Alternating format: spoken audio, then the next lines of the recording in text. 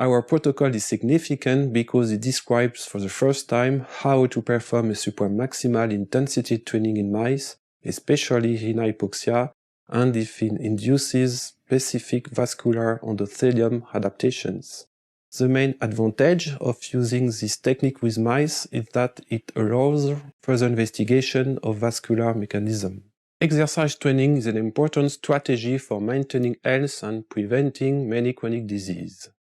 Combining exercise with hypoxia leads to specific cellular and molecular adaptations with potential therapeutic application, for example in patients with peripheral artery disease or hypertension.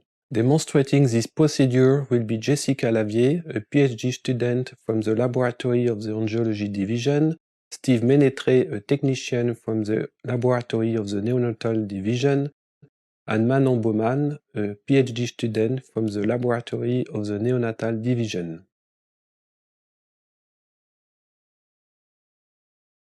After 4 days of acclimatization to the motorized treadmill according to the manuscript, in the morning, submit the mice to an incremental test to exhaustion. First, set the treadmill to 4.8 meters per minute at a 0-degree inclination and let the mice run for 5 minutes to warm up.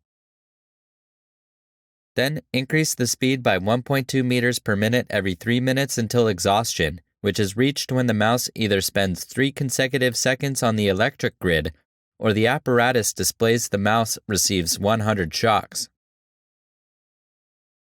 Write down the maximum achieved speed, duration, distance, number of shocks, and total time spent on the grid. Implement a 48-hour rest period before the next test.